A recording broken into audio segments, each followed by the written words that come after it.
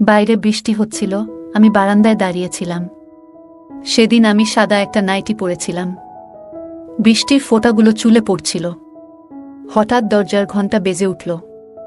দরজা খুলতেই দেখি আমার জামাই দাঁড়িয়ে আছেন।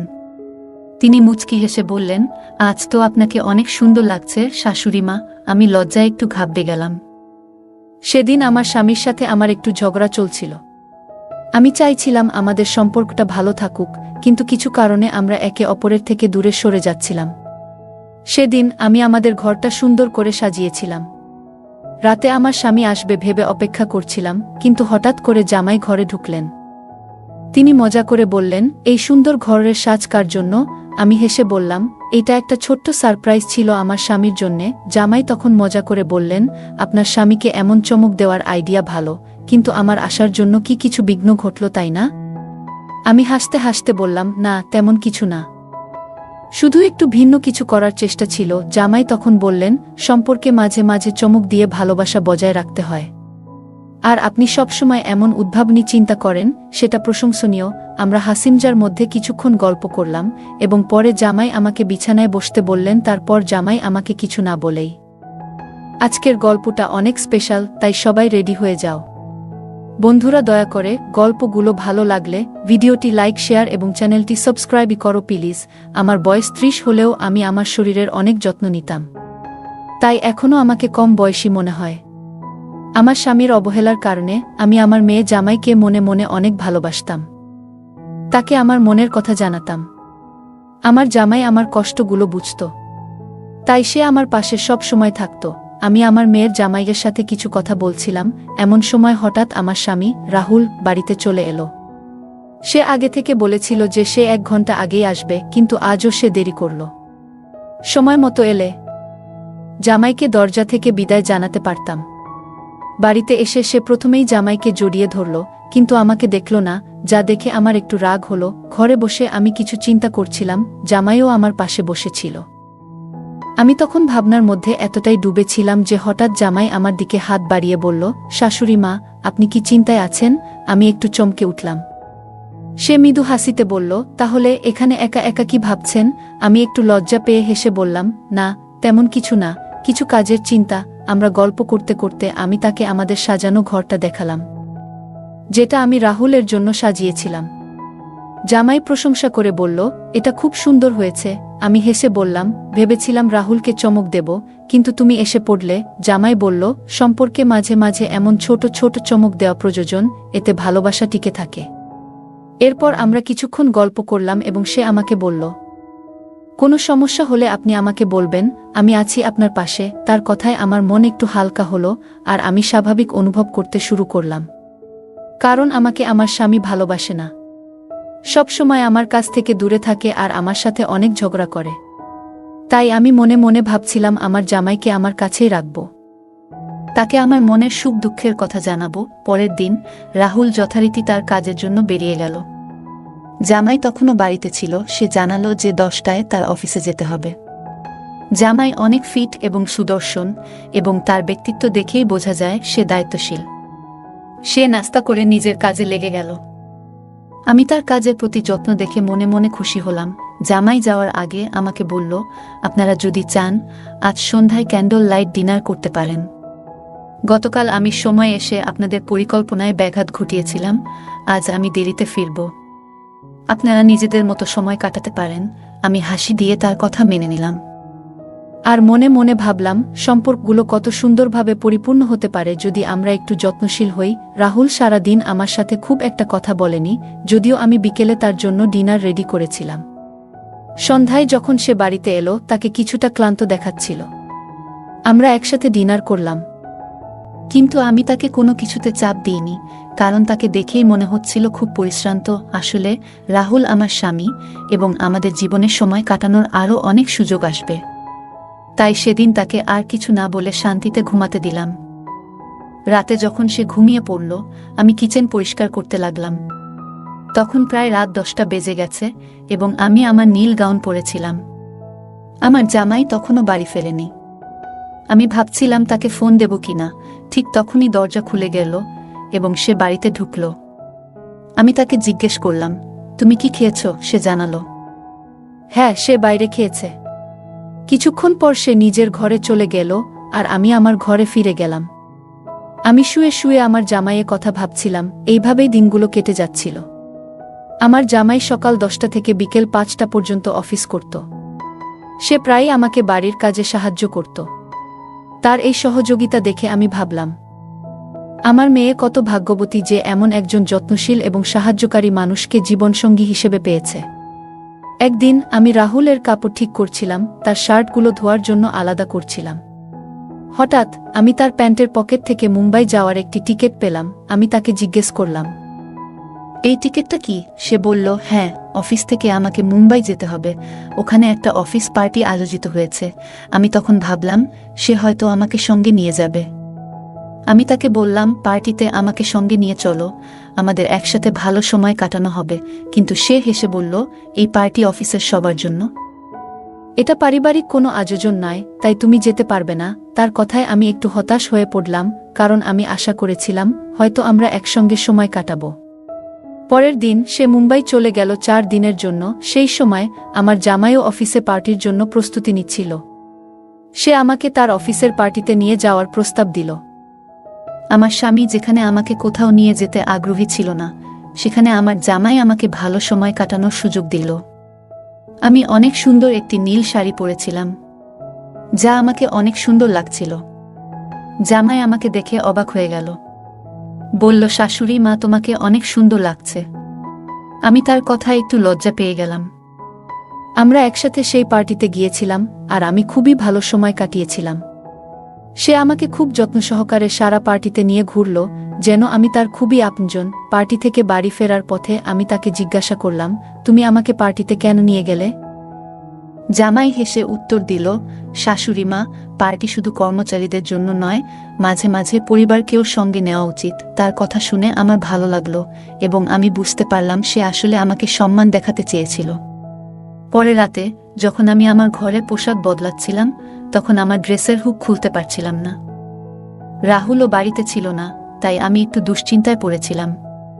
ঠিক সেই সময় জামাই এসে আমার হুক খুলতে সাহায্য করল এবং তারপর দ্রুত ঘর থেকে বেরিয়ে গেল। কিছুক্ষণ পরে আমি বাইরে এসে তাকে জিজ্ঞাসা করলাম, তোমার কি কোনো সমস্যা হয়েছে? সে মুচকি হেসে বলল, হ্যাঁ শাশুড়ি মা, আমার ঘরের এসি নষ্ট হয়ে গেছে। এত গরমে এসি ছাড়া ঘুমানো খুব মুশকিল। আমাদের বাড়িতে মাত্র 2টি এসি ছিল, একটি আমার ঘরে এবং অন্যটি অতিথি ঘরে, যেখানে জামাই থাকত। তার সমস্যার কথা শুনে আমি তাকে আমার ঘরে এসে ঘুমাতে বললাম। সে রাতে জামাই আমার ঘরে এসে ঘুমালো। যদিও আমি কিছুটা অস্বস্তি অনুভব করছিলাম, তবুও আমি তার কষ্টের কথা ভেবে কিছু বলিনি। পরের দিন তার ছুটি ছিল এবং আমাদের বাড়ির রেশন প্রায় শেষ হয়ে গিয়েছিল। আমি বাইরে রেশন কিনতে যেতে চাইলাম, কিন্তু রাহুল টাকা দিয়ে যায়নি। আমি একটু চিন্তায় পড়ে গেলাম। ঠিক সেই মুহূর্তে জামাই বলল, মা, আমি এ বাড়ির সদস্য, আপনি চিন্তা করবেন না। এই মাসের রেশন আমি কিনে দেব। আজ দুপুরের খাবার আমরা বাইরে খাবো। তার কথায় আমি স্বস্তি পেলাম এবং আমরা বাইরে বেরোনোর জন্য প্রস্তুতি নিলাম। প্রথমে জামাই আমাকে একটি রেস্টুরেন্টে খাওয়াতে নিয়ে গেল। খাওয়া দাওয়া শেষ হলে আমরা মলে শপিং করতে গেলাম। মলে যা কিছু আমার পছন্দ হলো, জামাই তা আমাকে কিনে দিল। রেশনের পাশাপাশি আমি নিজের জন্য অনেক কিছু কিনলাম এবং সমস্ত খরচ জামাই দিল। রাহুল প্রায় আমাকে বকাঝকা করত যদি আমি রেশনের বাইরে কিছু কিনতাম, কিন্তু জামাই কিছুই বলল না। সে চুপচাপ যা কিছু দরকার ছিল সবই কিনে দিল। তার এমন ব্যবহারে মাঝে মাঝে মনে হচ্ছিল যেন সে আমাকে খুশি করার চেষ্টা করছে। সেদিন রাতে আমি মল থেকে কেনা নতুন নাইট ড্রেসটি পরেছিলাম। জামাই আমাকে সেই ড্রেসে দেখে একটু বিস্মিত হয়ে গেল এবং বলল, শাশুড়ি মা, আপনি খুব সুন্দর লাগছেন। সেই রাতে আবারও সে আমার ঘরে ঘুমাতে এসেছিল, কারণ অতিথি ঘরের এসি নষ্ট হয়ে গিয়েছিল। মাঝরাতে ঘুমের মধ্যে আমি বুঝতে পারি যে আমি তার খুব কাছে চলে এসেছি। ঘুম থেকে উঠে আমি দ্রুত দূরে সরে গেলাম এবং নিজের কাজে মন দিলাম। আজও জামাই ছুটি নিয়েছিল। নাশতা সেরে আমি যখন রান্নাঘরে বাটি পরিষ্কার করছিলাম, তখন সে পেছন থেকে এসে হালকা চিমটি কাটল। আমি চমকে গেলাম এবং হঠাৎ ভারসাম্য হারিয়ে তার উপর পড়ে গেলাম। সেই মুহূর্তে আমরা একে অপরের খুব কাছাকাছি ছিলাম এবং আমার হাতের ময়দা তার মুখে লেগে গেল। এটি দেখে আমরা দুজনেই হেসে উঠলাম। সে মুচকি হেসে বলল, আপনার পেটে একটা পিঁপড়া ছিল, সেটাই সরানোর চেষ্টা করছিলাম। আমরা কিছুক্ষণ হেসে নিলাম, তারপর আবার নিজের কাজে ফিরে গেলাম। কিন্তু তার দয়া ও যত্ন আমার মনের মধ্যে রয়ে গেল। সেদিন থেকে আমি ভাবতে শুরু করলাম, যদিও আমার স্বামী আমাকে প্রায় উপেক্ষা করত, জামাই কিন্তু সবসময় আমার খেয়াল রাখত। তার বয়স আমার স্বামীর চেয়ে একটু কম হলেও সে অনেক বেশি যত্নবান এবং স্মার্ট ছিল।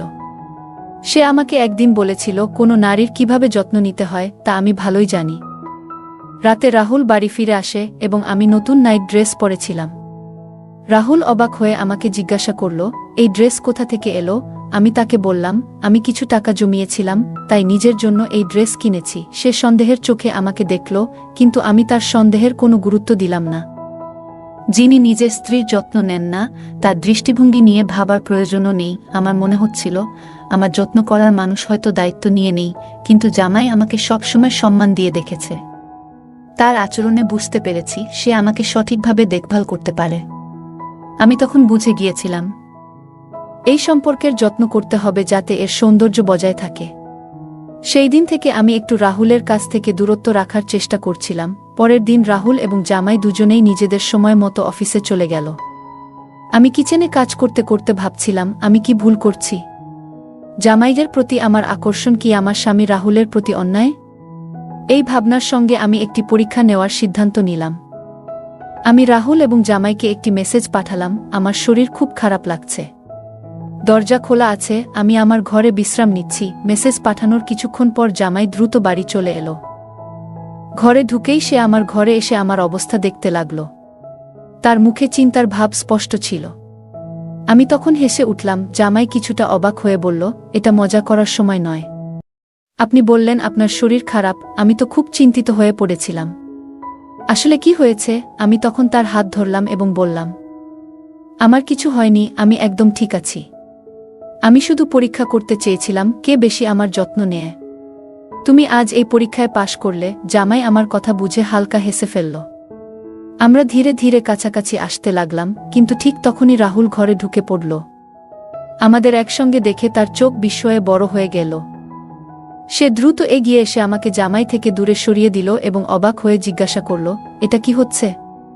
তুমি কি তোমার জামাইয়ের সঙ্গে এভাবে থাকতে পারো? রাহুল খুব রেগে গিয়ে বলল, তুমি একবারও আমার কথা ভাবনি? তোমার কি একটুও খেয়াল হয়নি যে তুমি কি করছা? আমি শান্তভাবে উত্তর দিলাম, না রাহুল। যখন তুমি তানিয়ার সঙ্গে থাকো তখন কি তোমার মনে একবারও আমার কথা আসে? আজ আমি জানতাম তুমি আমার কোনো খবর নেবে না, তাই ইচ্ছে করে তোমাকে দম্পতির মতো তোলা আমার আর জামাইয়ের একটা সেলফি পাঠিয়েছিলাম। মেসেজেও ইচ্ছে করে লিখেছিলাম, আমি তার সঙ্গে ভালো সম্পর্ক তৈরি করছি। রাহুল অবাক হয়ে বলল, তানিয়া, তুমি কি এসব বকছ কেন? তখন আমি তার মিথ্যার সব প্রমাণ তুলে ধরলাম। ওর এবং তানিয়ার ছবিগুলো দেখালাম। আমি তার সম্পর্কের সবকিছু আগে থেকেই জানতাম, কিন্তু এতদিন নিজের দাম্পত্য জীবনের জন্য চুপ ছিলাম। আমি ধৈর্য ধরে বললাম, অফিসের মিটিংয়ের নামে তুমি বাইরে গিয়ে তানিয়ার সঙ্গে সময় কাটাও, তার জন্য অনেক খরচ করো। অথচ আমি যখন ছোট্ট কিছু চাই তখনই তোমার মুখে শুধু খরচের কথা শোনা যায়। আমার সব অভিযোগ শুনে রাহুল হতবাক হয়ে গিয়েছিল। আমি আরও বললাম, আমি এতদিন চুপ থেকেছি, ভাবছিলাম হয়তো আমারই কোথাও ভুল ছিল, কিন্তু তোমার আসল রূপটা জামাই আমাকে দেখিয়েছে। যখন আমি ভেঙে পড়ছিলাম সেই সময় জামাই আমাকে সাহস জুগিয়েছে।